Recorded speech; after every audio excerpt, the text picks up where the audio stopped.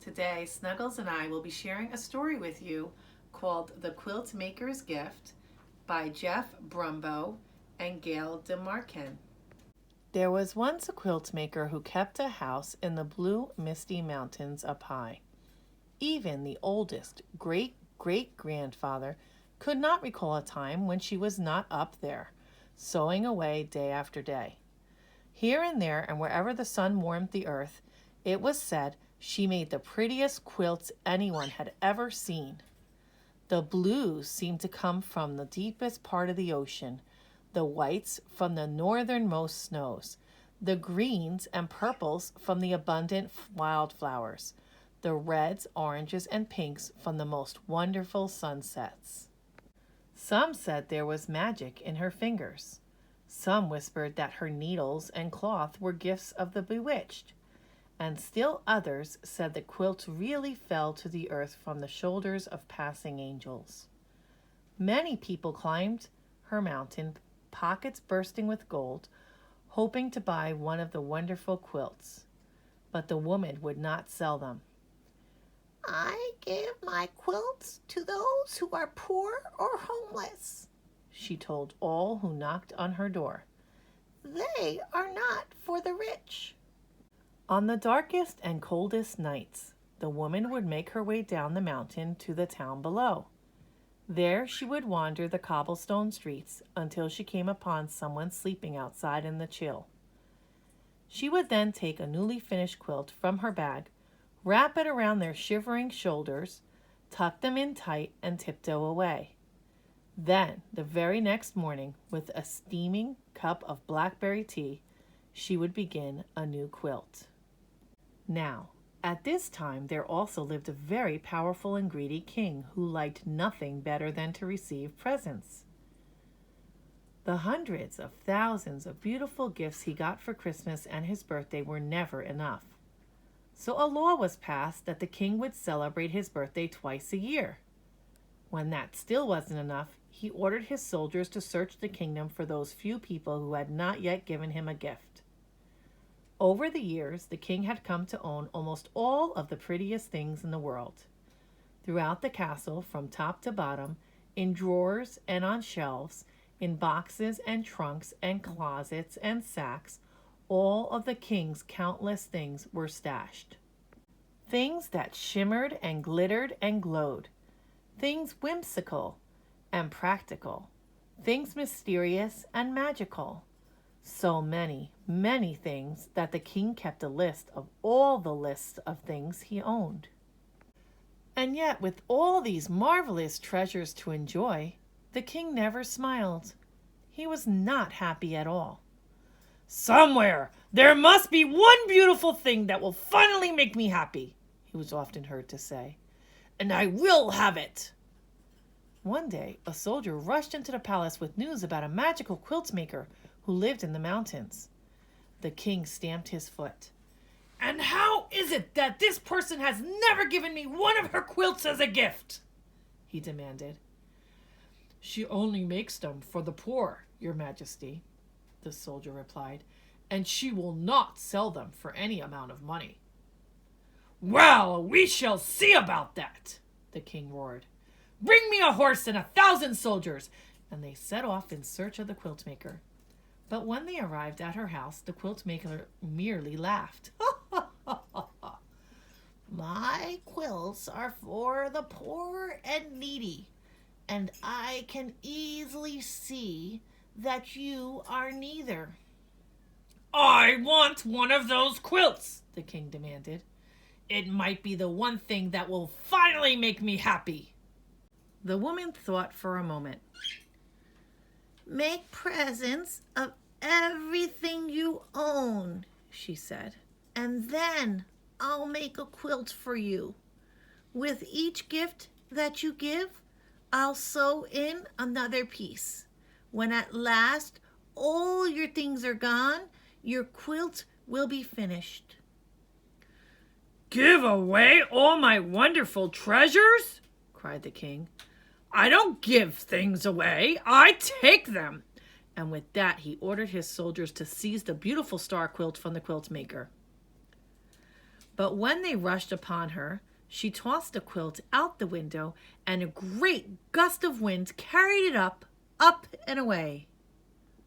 The king was now very angry.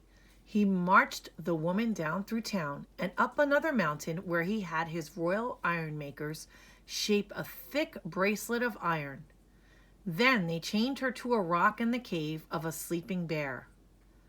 Once more the king asked her for a quilt, and once more she refused. "Very well, then," the king replied. "I'll leave you here, and when the bear awakens, I'm sure he will make a very fine breakfast of you." Later, when the bear's eyes opened and he saw the woman in his cave, he stood on his mighty hind legs and gave a roar that rattled her bones. She looked up at him and sadly shook her head. "It's no wonder you're so grouchy," the Quiltmaker said. "You've nothing but rocks on which to rest your head at night. Bring me an armful of pine needles, and with my shawl I'll make you a great big pillow." And that is what she did. No one had ever been so kind to the bear before, so he broke the iron bracelet and asked her to spend the night. Now, although the king was very good at being greedy, he was very bad at being mean. All that night he could not sleep for thinking about the poor woman in the cave. Oh my, what have I done?" he wailed. So he woke up his soldiers and they all marched in their pajamas up to the cave to save her. But when they arrived, the king found the Quiltmaker and the bear having a breakfast of berries and honey. Now, the king completely forgot about feeling sorry and became angry all over again. He ordered the royal island makers to build an island barely big enough for the woman to stand on her tiptoes. Once again, the king asked her for a quilt, and once again she said no. "Very well," the king replied. "Tonight, when you're too tired to stand and lie down to sleep, you'll drown!" And the king left her alone on the tiny island. Shortly after he left, the Quiltmaker saw a sparrow flying across the great lake. A cold, fierce wind was blowing, and it did not look like the poor bird would make it to shore. The Quiltmaker called to him, and he stopped to rest on her shoulder. The poor, tired sparrow was shivering, so the woman quickly made him a coat from scraps of her purple vest. When he was warmed and the wind had stopped, the bird flew off, but he was very grateful to the Quiltmaker for what she had done. Soon the sky darkened as the air filled with a huge cloud of sparrows. Thousands of wings beating together, they swooped down, lifted the woman in their little beaks, and carried her safely to shore. Again that night, the king could not sleep for thinking about the woman alone on the island. Oh my, what have I done?" he moaned. So he woke up his sleepy soldiers again, and they marched in their pajamas down to the lake to set the woman free.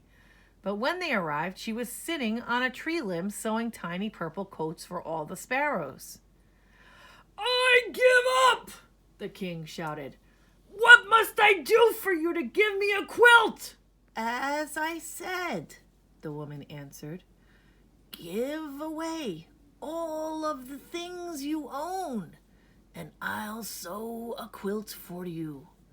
And with each gift that you give, I'll add another piece to your quilt."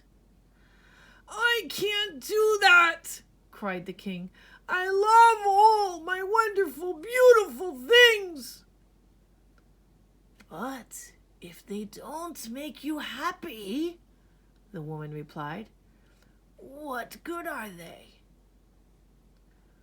"That's true," the king sighed, and he thought about what she had said for a long, long time.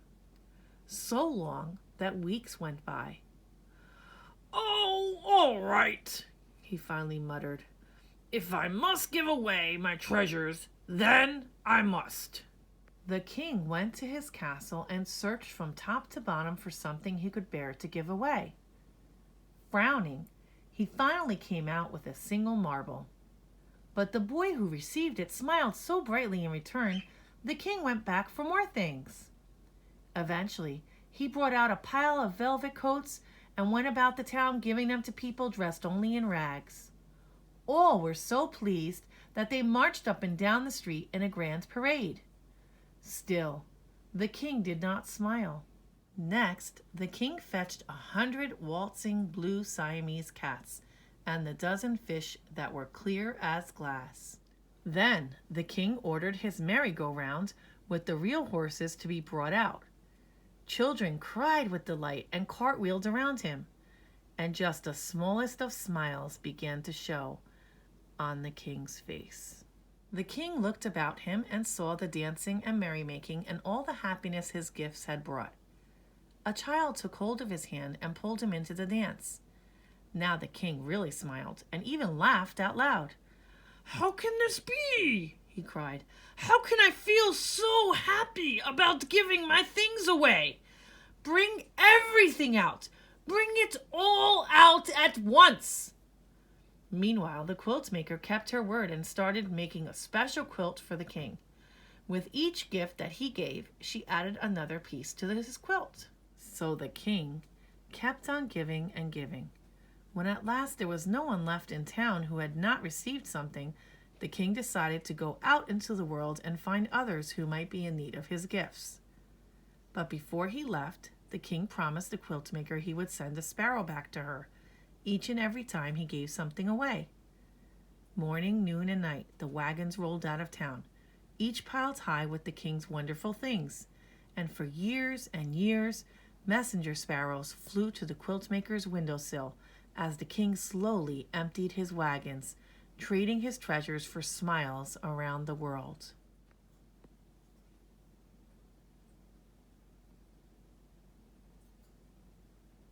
On and on the quiltmaker worked, and piece by piece the king's quilt grew more and more beautiful. Finally, one day a weary sparrow flew into her window and perched on her needle. She knew then and there that it was the last messenger, so she put a final stitch in the quilt and started down the mountain in search of the king. After a long search, she finally found him. The king's royal clothes were now in tatters, and his toes poked out of his boots. Yet his eyes glittered with joy, and his laugh was wonderful and thunderous. The quiltmaker unfolded the king's quilt from her bag. It was so beautiful that hummingbirds and butterflies fluttered about. Standing on tiptoe, she tenderly wrapped it around him. "What's this?" cried the king. "As I promised you long ago," the woman said, "when the day came that you yourself were poor, only then would I give you a quilt." The king's great sunny laugh made green apples fall and flowers turn his way. "Oh, but I am not poor," he said. "I may look poor, but in truth my heart is full to bursting, filled with memories of all the happiness I've given and received. I'm the richest man I know." "Nevertheless," the quiltmaker said, "I made this quilt just for you." "Thank you," replied the king. "I'll take it, but only if you'll accept a gift from me. There is one last treasure I have left to give away. All these years I saved it just for you." And from his rickety, run-down wagon, the king brought out his throne. "It's really quite comfortable," the king said, "and just the thing for long days of sewing." From that day on, the king often came to the quiltmaker's house in the clouds. By day, the quiltmaker sewed the beautiful quilt she would not sell, and at night the king took them down to the town. There he searched out the poor and downhearted, never happier than when he was giving something away. The end. Thank you for sharing our story time today with Snuggles and myself.